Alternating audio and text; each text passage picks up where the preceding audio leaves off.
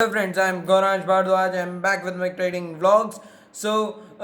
Tonight we are going to discuss about the yesterday game between CSK and Rajasthan Royals live from Abu Dhabi.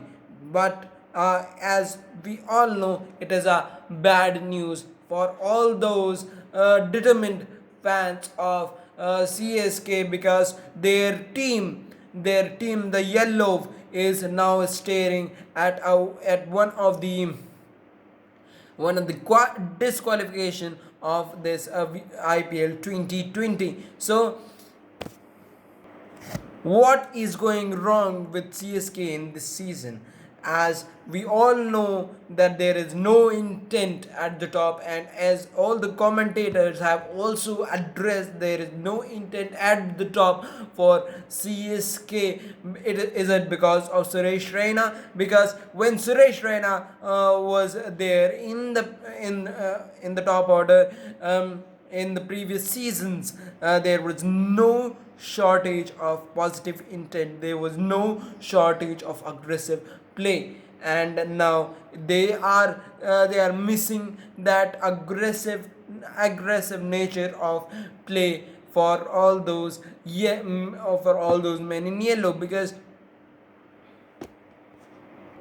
probably because of the absence of Chinnathala, and their spin is also misfiring. Jadeja is bitterly out of form, while Piyush Chawla is leaking the runs like the water that flows out of a tanker when wherever there is hole in the tanker. Uh, so their spin is misfiring, which has been the forte for CSK over the years, and uh, there is shortage of intent, aggressive play, as we saw in the previous in this game also. MSD. MSD is trying to correct that aggressive, and that clause which I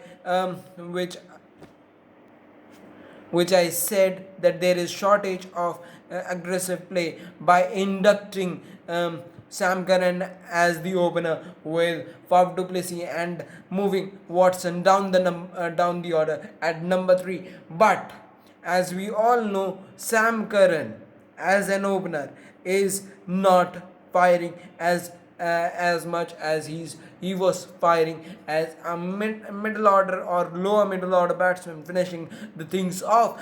Now there is, and also there is not a lot of options in the CSK camp, as they finish, while uh, we are discussing about CSK, we can't discredit the main in pink, that is the Royals, the double R's from Jaipur, the Rajasthan Royals, because they have turned it around this time with one of the superb batting performances, which was probably the fruit of their excellent bowling,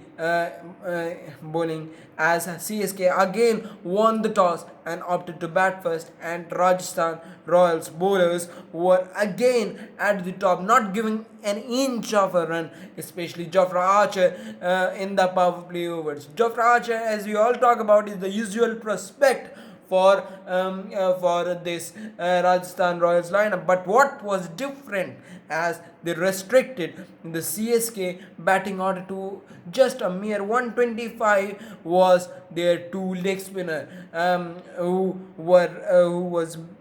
back in form. Shreyas Gopal, a consistent performer for the Royals over the years, again delivered with 14 runs and 1 wicket in his 4 overs, while Rahul Tewatia, whose batting heroics we were listening in the last few days, has turned it around with his bowling also. Another leg spinner in the camp for Royals, 1 for 18 for Tewatia in 4 overs. So their spinners bowled economically, completely opposite to the CSK spinners, who were leaking out the runs.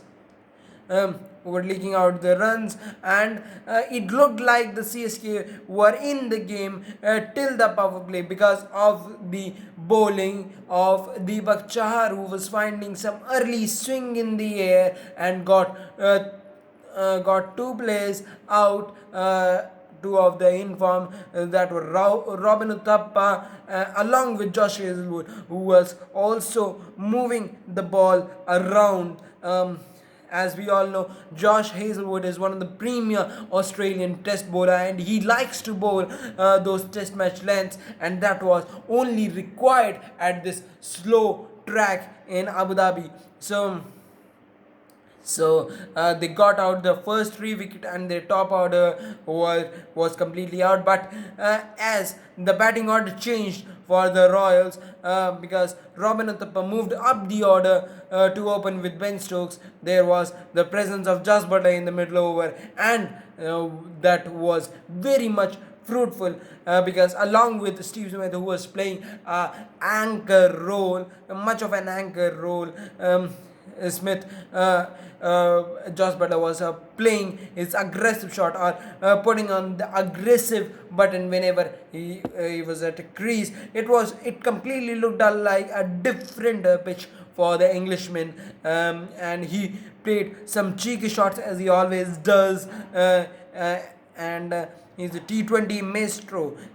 He's a T20 expert, I think, when he plays those shots, those flick over the wicketkeeper head for four, those switch hits and reverse sweep, and just like that, he improvises his game was brilliant.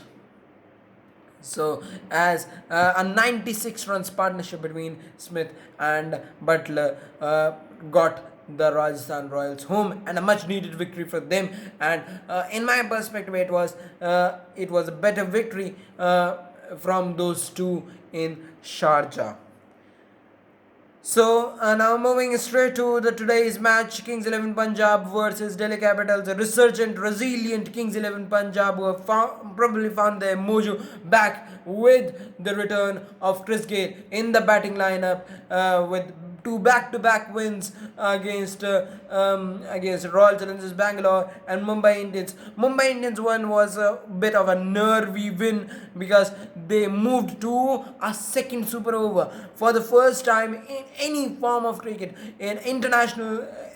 Whether it is a domestic, international, or at IPL stage, club stage, no one has ever seen a second super over. So it was very good win for Punjab, and they are playing at the same ground this time around at Dubai, along with the Delhi Capitals, who are probably knocking or have knocked the door of qualification for the playoffs. They are looking absolutely set with their bowlers, absolutely bowling the opposition out with their fast, fiery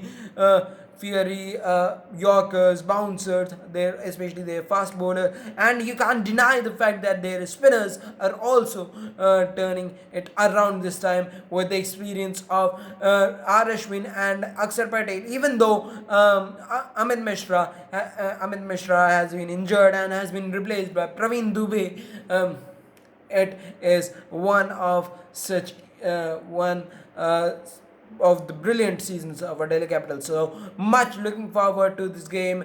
Kings 11 Punjab coming back of the two wins and probably with their mojo back, while Delhi Capitals are knocking the door of the qualification. So plenty to look forward to. Please join me again, or watch my video for all those updates. Praveen Dubey, as I said, has replaced the injured Amit Mishra, a Karnataka leg spinner who hasn't played, an uncapped, who was there at UAE as a net bowler of RCB, has now replaced Amit Mishra in the Delhi camp. So that is one of the big news.